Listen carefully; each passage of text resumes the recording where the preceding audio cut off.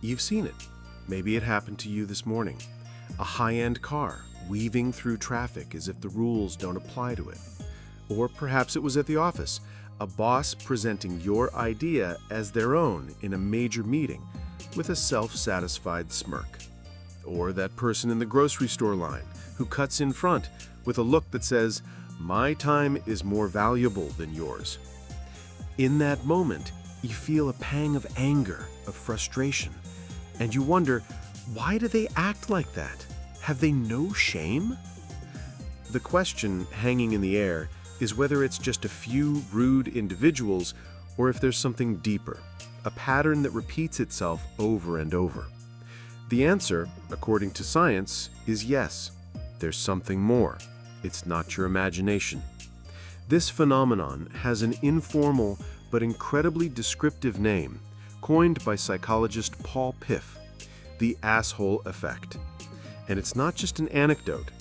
It's a predictable pattern of behavior that social psychologists like Dr. Piff and his mentor, Dr. Dr. Keltner of the University of California, Berkeley, have been studying for years in their labs. They've discovered that wealth, power, and status can in fact change the way we think, feel, and, most importantly, how we treat others.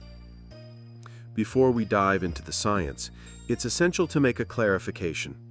This video is not a diatribe against wealth, or an argument that all rich people are bad. That's a simplistic thought that ignores the complexity of human nature. The goal here is much deeper and more universal, to explore the psychological pressures and tendencies that power and advantage exert on the human mind. This is a story about the human condition. Power can affect anyone, regardless of their background or bank account. The central question is not about the morality of money, but about the psychology of advantage. What happens to our brains when we feel we are above others? Throughout this journey, we will unravel the surprising science behind this effect. We'll see how it manifests in the real world, from clever lab experiments to shocking corruption scandals that have shaken entire nations. But we will also find hope in the stories of those who, possessing immense power, managed to resist its corrupting influence. And most importantly, we'll discover what the research says about how we can counteract these corrosive effects, not just in our leaders, but in ourselves.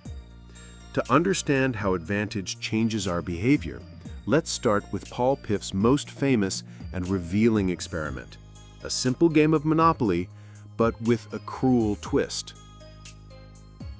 Imagine the scene. Two people, strangers to each other, enter a lab to play. They don't know that the game is rigged from the start. A coin is flipped, and based on that purely random outcome, one of them is designated the rich player and the other the poor player. The advantages for the rich player are overwhelming and obvious. They start with twice the money, receive double the salary every time they pass go, and to top it all off, they get to roll 2 dice instead of 1, allowing them to move much faster around the board. Piff's team observed over 100 of these pairs play for 15 minutes through hidden cameras. What they saw was a fascinating and disturbing transformation. At first, the rich player often showed some discomfort with the blatant inequality.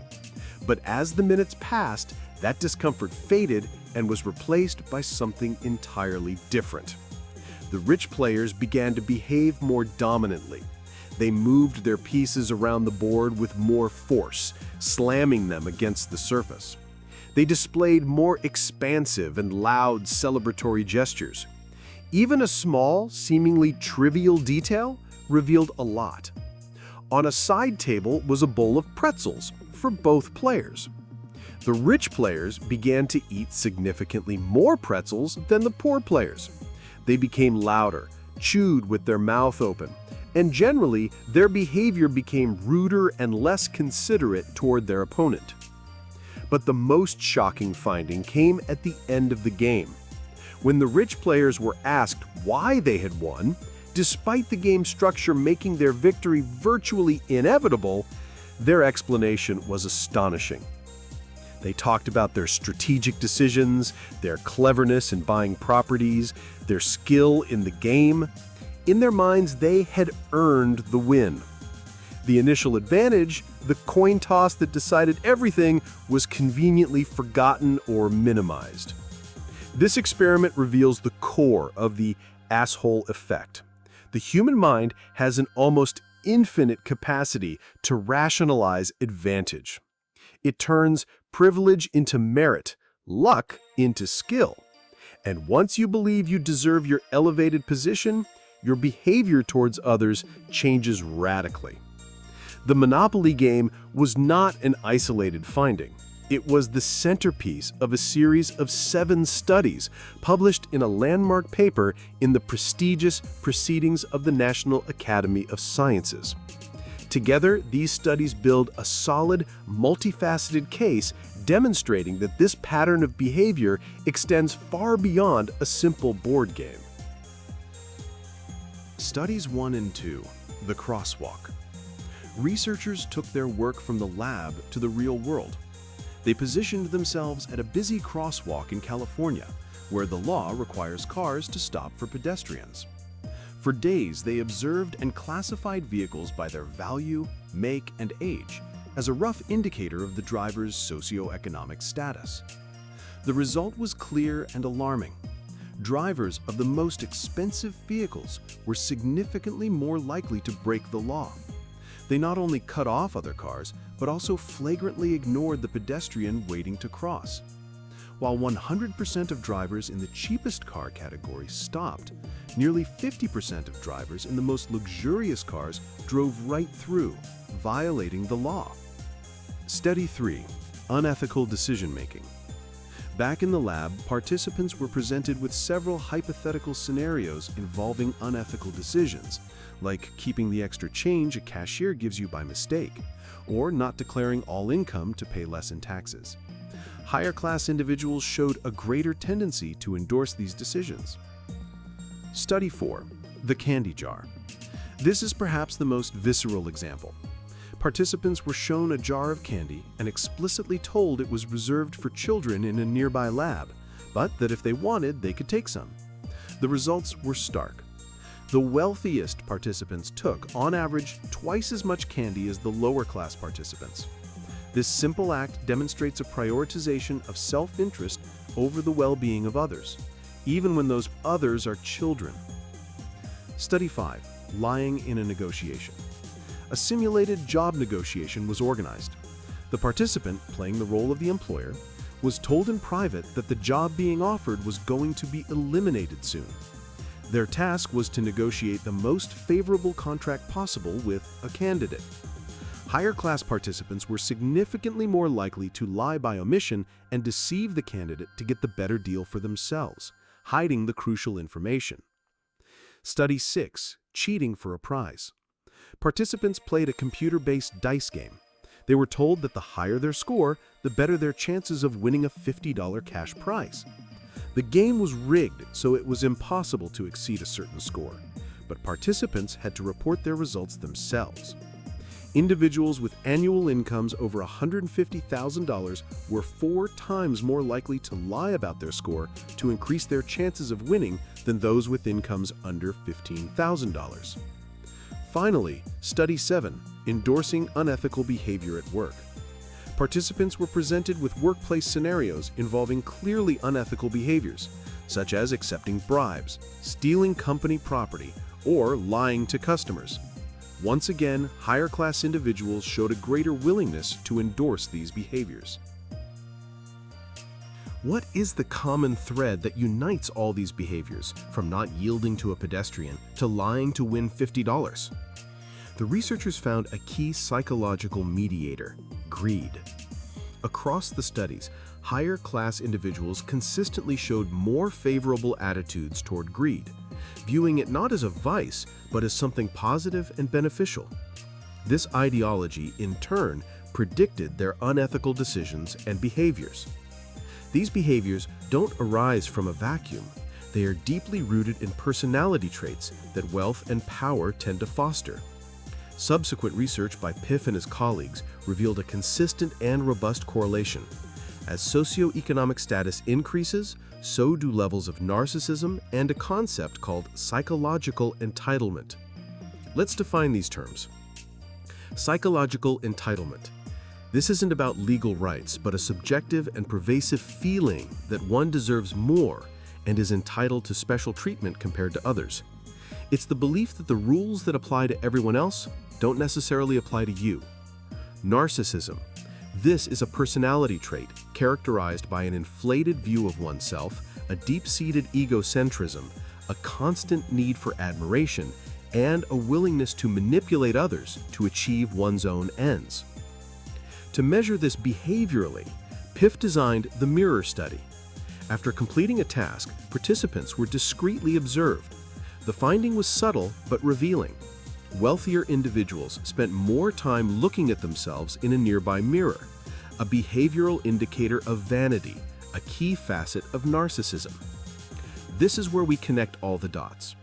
The observation that monopoly players rationalize their victory and the correlation between wealth and entitlement are not separate phenomena.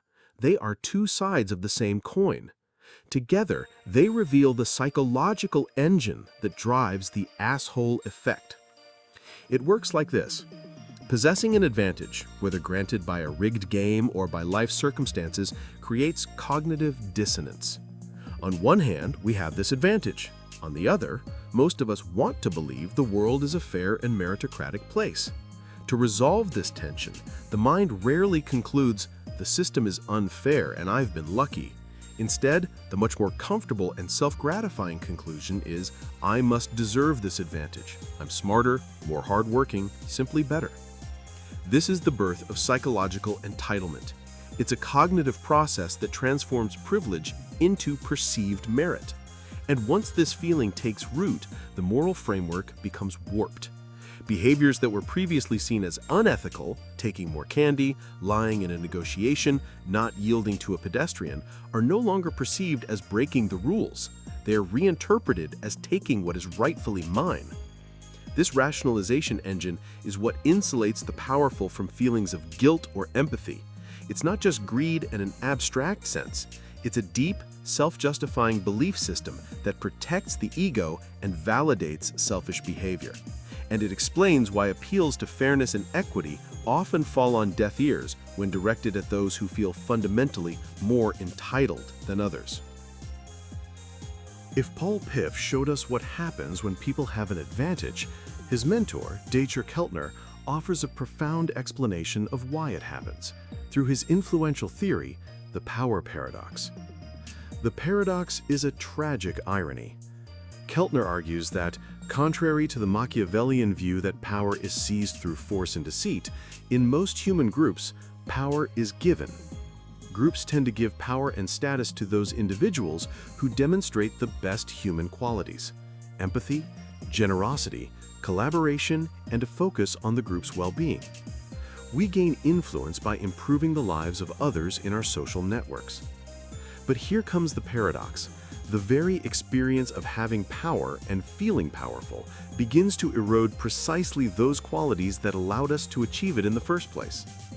Once in a position of power, people tend to become more impulsive, more selfish, and crucially, less aware of the feelings and needs of others.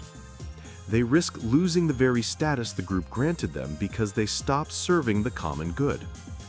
This transformation is not just a moral failing, it's a neurological shift.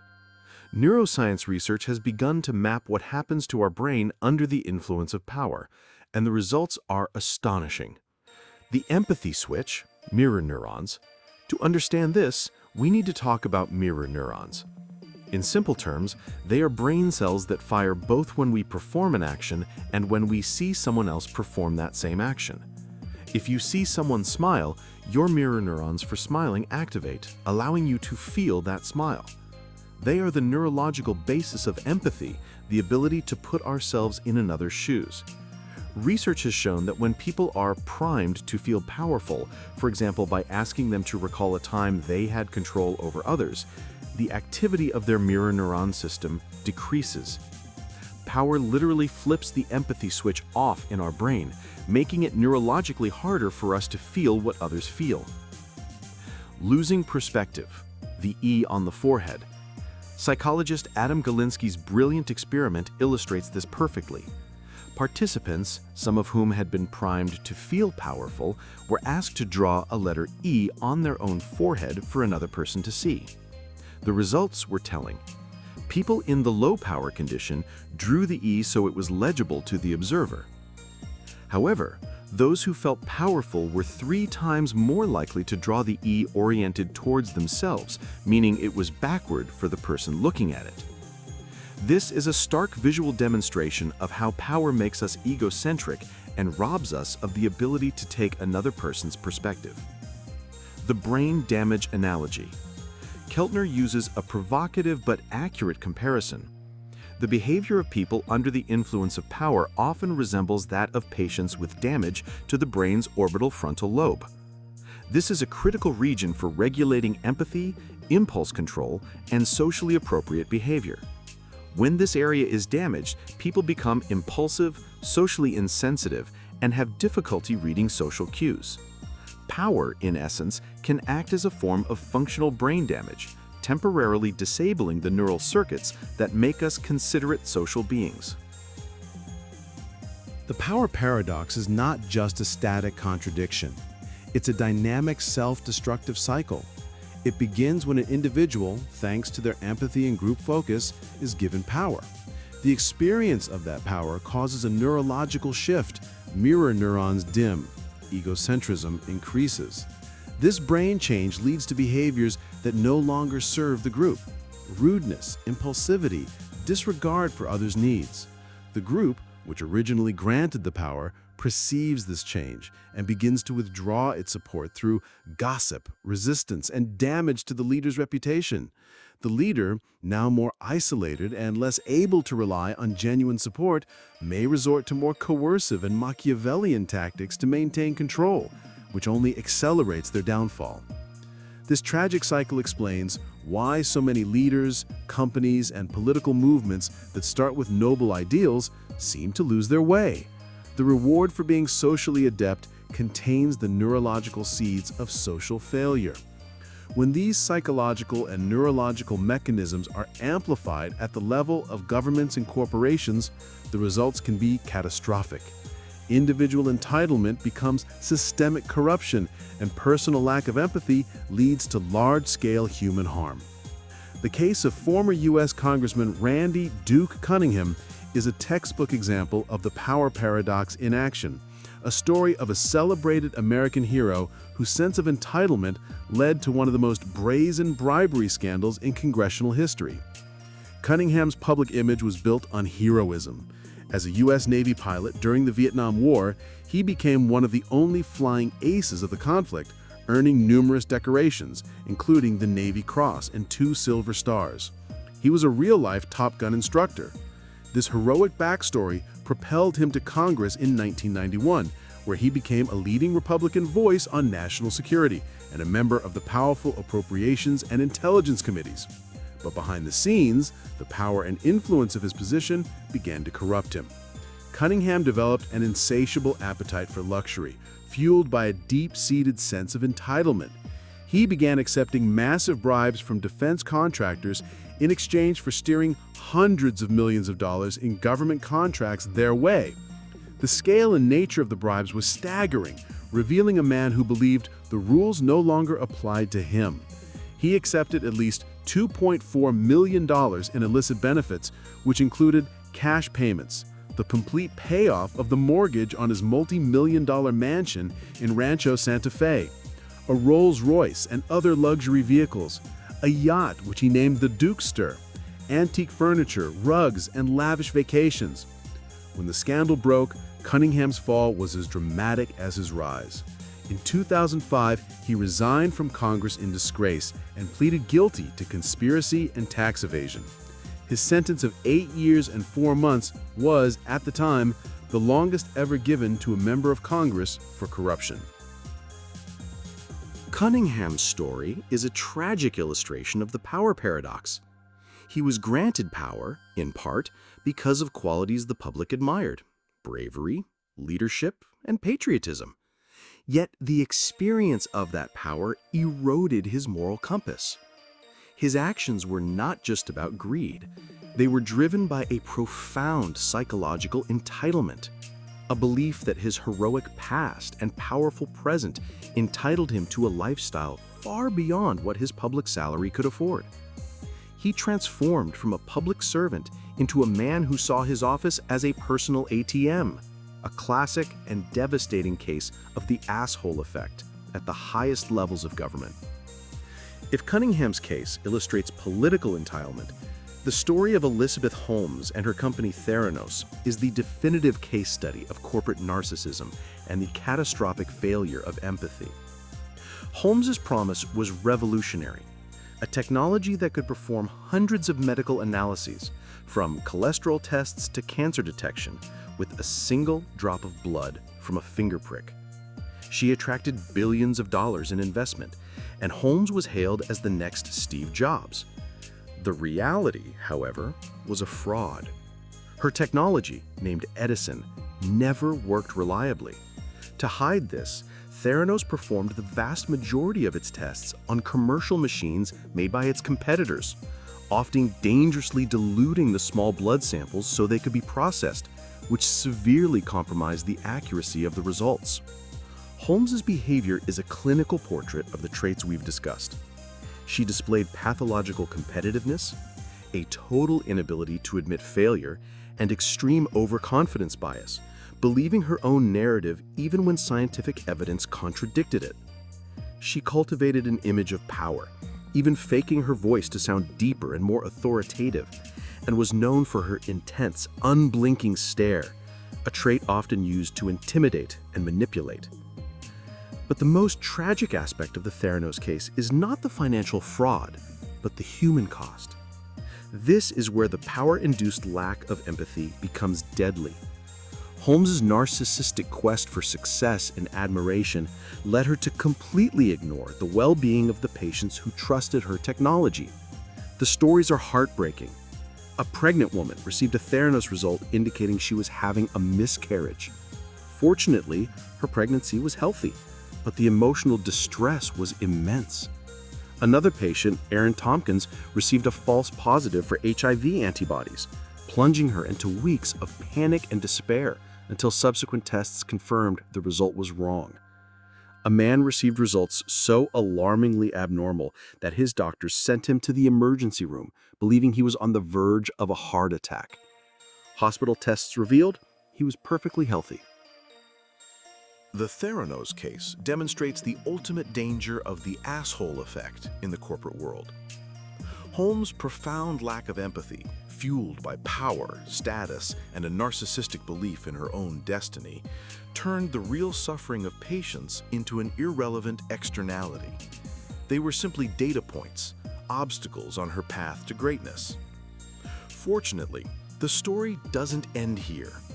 Science shows that these effects are tendencies, not inescapable destinies, and the real world offers us extraordinary examples of individuals who, despite holding immense power, managed to resist its corrupting influence.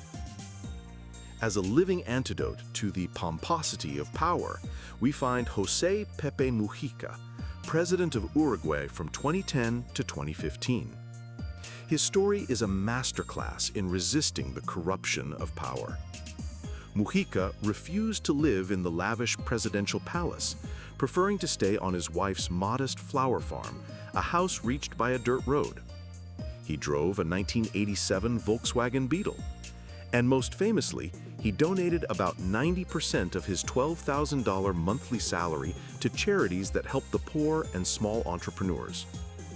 His lifestyle was not a pose, but a reflection of a deeply ingrained philosophy. In one of his most famous quotes, he defined true poverty. Poor is not the one who has little, but the one who needs infinitely much and desires more and more. For Mujica, true wealth was not in the accumulation of goods, but in the freedom that comes from having few needs. To understand this humility, it's crucial to know his past. Before becoming president, Mujica was a Tupamaro guerrilla. He spent 14 years in prison during the military dictatorship, often in inhuman conditions of torture and isolation, including 2 years confined at the bottom of a well. This extreme experience, the total loss of freedom and material possessions, seems to have forged in him a perspective immune to the superficial trappings of power. His humility was not a lifestyle choice, but a conviction forged in suffering. If Mujica is the political counterexample, Yvon Chouinard, the founder of the outdoor clothing and gear company Patagonia, is his corporate equivalent. Chouinard, who famously declared, "I never wanted to be a businessman," built a business empire based on a set of values radically opposed to the norm. His philosophy has always put purpose above profit. In the early days of his company, he made a decision that would have horrified any business school. He stopped making and selling steel pitons for climbing, which were his most profitable product, because he realized they were permanently damaging the rock formations he loved so much. For Chouinard, profit is not the goal, but a byproduct of doing everything else right. His management style, summarized in the title of his book, Let My People Go Surfing, prioritizes the well-being and autonomy of his employees. His most recent and radical act has been the culmination of this philosophy. In 2022, instead of selling the company or taking it public, which he called a disaster that would have prioritized short-term gains over long-term responsibility, Chouinard and his family gave away their entire ownership, valued at about $3 billion, to a trust and a nonprofit organization. All future profits of Patagonia will be used to combat the environmental crisis. Both Mujica and Chouinard, despite having immense power and wealth, resisted their corrupting effects. How? The key seems to lie in both having a purpose that transcends their own self. The asshole effect is an inward spiral: self-focus, privilege, narcissism. The self becomes the central project and the sole beneficiary. In contrast, Mujica's purpose is the social well-being of Uruguay's poorest citizens. Chouinard's purpose is the health of the planet. Both have an external, pro-social North Star that guides their decisions. This external focus acts as a psychological anchor. When faced with a decision, the fundamental question is not, "What's in it for me?" but "What's best for the common good?" This constant orientation toward the well-being of others directly counteracts the egocentric turn that power induces. It keeps the empathy circuits active and the sense of entitlement at bay. Humility and resistance to corruption are not simply traits of a good person. They can be the functional result of having a transcendent and deeply held purpose that is more important than personal gain or status. The science that reveals the dark side of power also illuminates the path to combat it. The research is clear. These are powerful tendencies, but they are not our destiny. Paul Piff's own studies show that the mindset associated with power is malleable. In follow-up experiments, he found that small psychological nudges could dramatically change behavior. For example, after showing wealthy participants a brief 46-second video about child poverty, their willingness to help a stranger in a subsequent task increased to match that of lower-class participants. In another study, simply asking wealthy participants to list 3 benefits of cooperation and community temporarily reduced their sense of entitlement to nearly match that of lower-class participants. This shows that the entitlement mindset is not a fixed characteristic, but a psychological state that can be altered. The work of Dacher Keltner's Greater Good Science Center at Berkeley focuses precisely on this, studying the science of a meaningful life and the emotions that connect us rather than separate us. They identify a group of key emotions that act as direct antidotes to the asshole effect: self-transcendent emotions. These emotions, primarily compassion, gratitude, and awe, shift our focus from our narrow self-interest to the vast world around us and our connection to others. Gratitude. Research shows that practicing gratitude reduces materialism by decreasing feelings of entitlement and the perception of scarcity. Instead of feeling we deserve what we have, gratitude makes us appreciate what we've received, fostering a sense of abundance and connection with those who have helped us. Awe. Awe is the feeling we get in the presence of something vast that challenges our understanding of the world, like a starry night sky, a sublime work of art, or an act of great kindness. Feeling awe has been shown to make people more generous, more humble, and feel part of something larger than themselves. PIF's own research on the 2017 solar eclipse found that people who were in the path of the eclipse and felt awe used significantly more pro-social, collective, and humble language in their social media posts compared to their usual language. These emotions are the psychological and neurological opposites of the asshole effect. Where power fosters self-focus, awe provokes self-diminishment, the feeling that we are a small part of an immense whole. Where privilege creates a sense of deservedness, gratitude creates a sense of appreciation and indebtedness. They are the reset our minds need.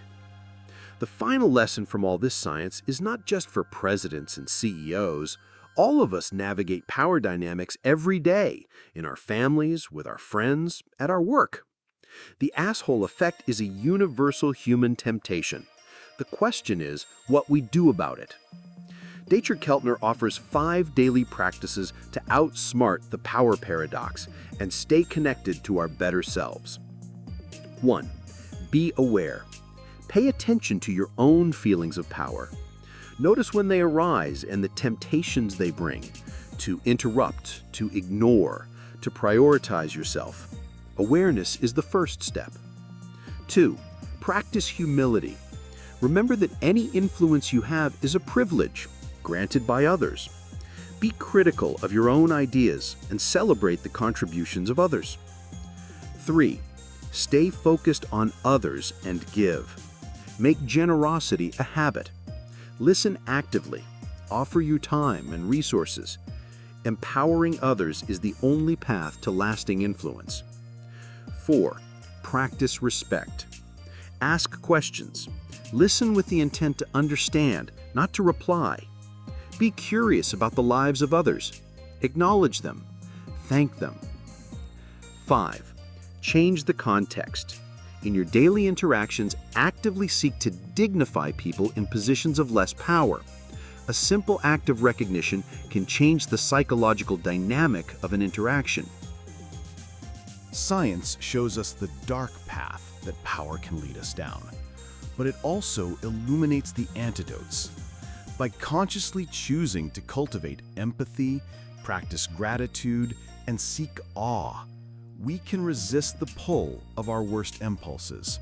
We can demand more from our leaders, and we can become better leaders ourselves.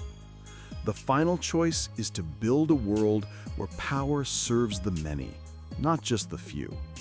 And that's a choice we make not just at the ballot box or in boardrooms, but in every human interaction, every day.